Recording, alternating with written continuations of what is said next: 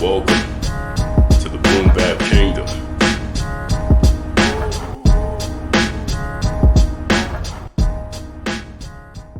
Yo, peace and welcome to the Boom Bap Kingdom. We're here and we're super chilling, and I hope you guys are chilling too.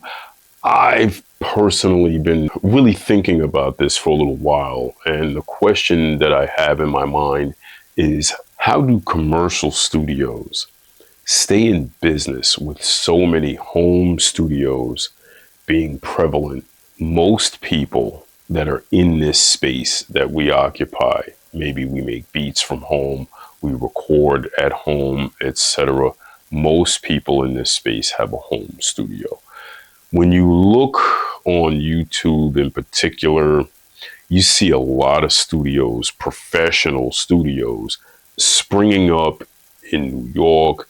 They're all over Nashville, very high end. Some of these I would consider hybrid commercial home studios, because a big trend is people literally buying houses. They buy a house that's a flip, and then they convert it into a professional recording space. But how do these people actually stay in business? And this is what I've kind of been wondering. Home recording studios have strengths as well as commercial studios. They're going to obviously have their strengths. Both will also obviously have their weaknesses. So let's talk about that a little bit. We're going to break that down in this video. Home studios literally changed the game. I've had a studio in the crib literally since 1990. I've been able to make beats, record vocals, all of this stuff at home since the super early 90s. In the 80s, gear was very expensive. You had no choice but to go into a pro studio to do anything. But then Tascam came out with the Porta Studio gear, that line. Then Fostex kind of followed through. There were other companies that came out with these Porta Studios. You could literally record 4 tracks on a cassette tape. And I had a couple of Porta Studios, and those things were pretty good. I wish I still had mine, if I'm being honest. Gear became more affordable for the home recording enthusiast. That was one advantage. Nowadays, we have super powerful DAWs. I remember when technically Pro Tools was the main show in town. I remember that. But I went to school for recording engineering, and I actually learned on analog gear. This is back in 1990. I learned on analog gear, as well as, get ready for it, Voyetra, which became known as Cakewalk. They actually had that back in 1990.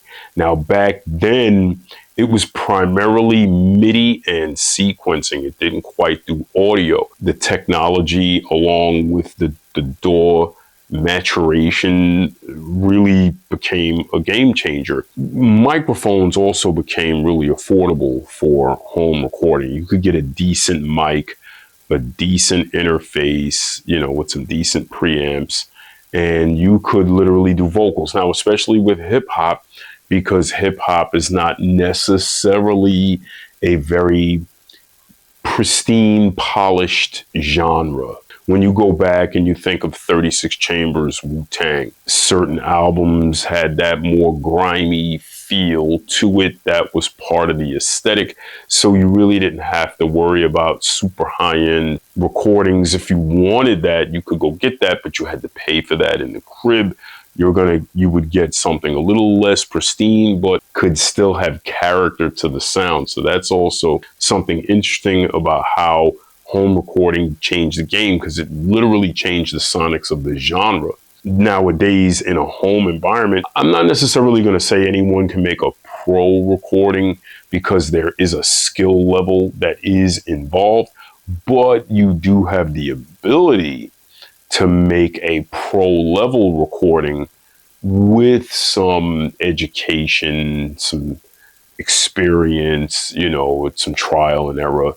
But the gear is there, and the software is there. That is part of how recording at home changed the game, because it does give you the ability to make something on a pro level right in the house. One of the dope things about recording at home is when inspiration strikes, you can get up and just make something happen.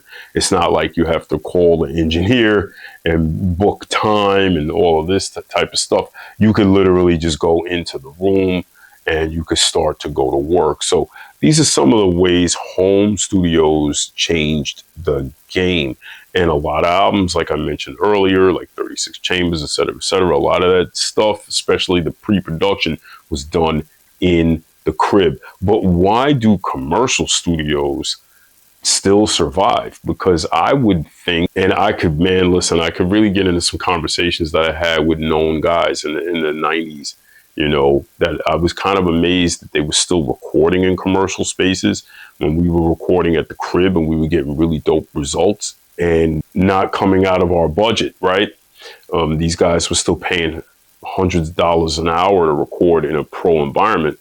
And that kind of baffled me. When you fast forward to today, you wonder, like, how do these commercial studios still survive? So I think what happens with these commercial studios versus the home stuff is, if you're an artist that really wants to record in a purpose-built space, meaning commercial studio is really literally built from the ground up for that purpose. Now, even if you bought a space, if it's a commercial space, if you had that budget, you're pretty much going to hire professionals to come in to treat the walls, treat the room.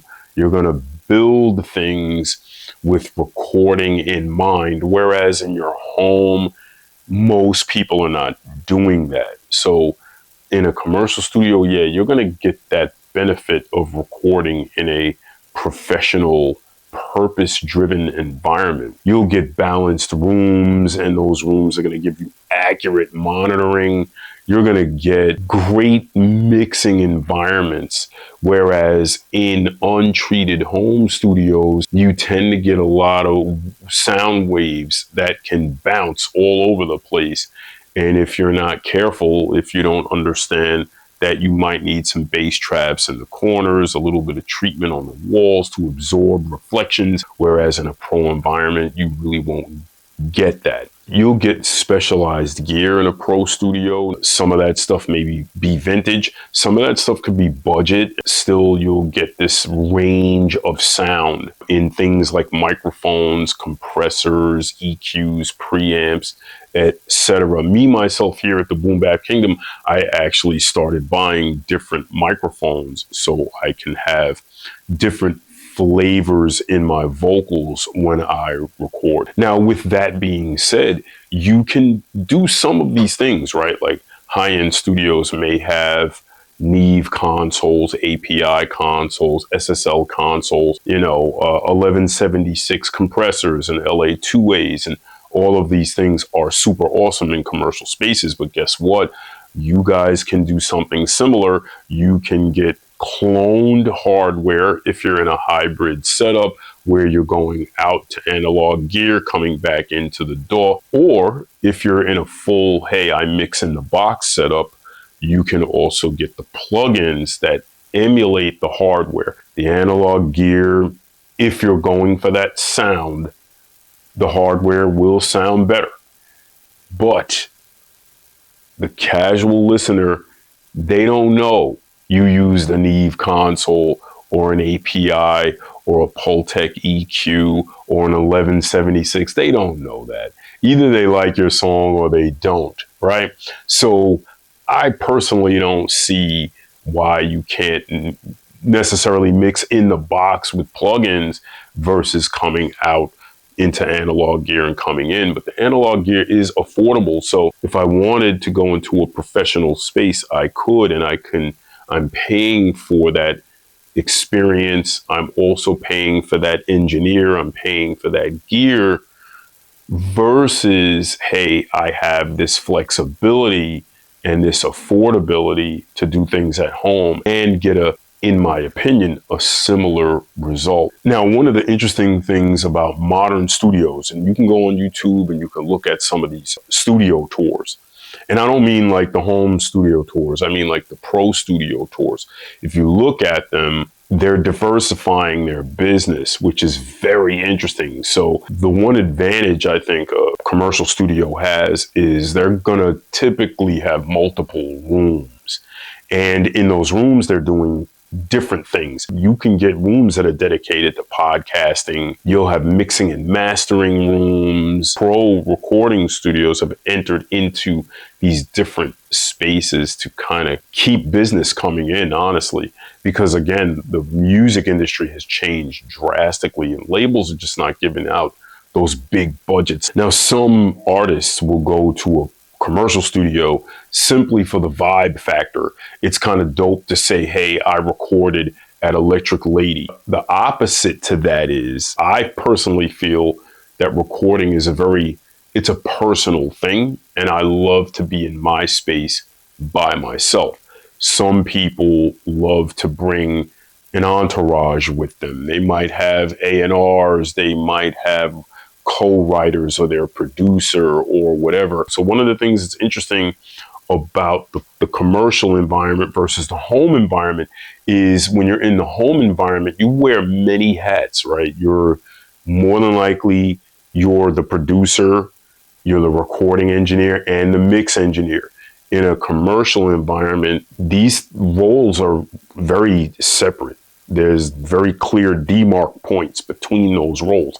And I think nowadays in these pro studios, one of the ways they're staying alive is the engineers are taking a cue from the home studios and they're playing those certain roles. They're wearing all those hats like we do here at home. They're producing, they're songwriting, they're recording, they're mixing, on top of having rooms for podcasting and all these other things.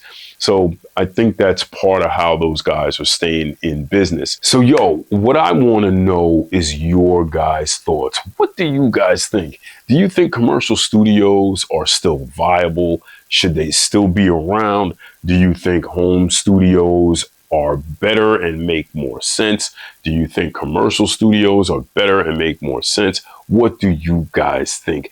Get in those comments and let me know. And with that, I'll leave you with a BBK salute.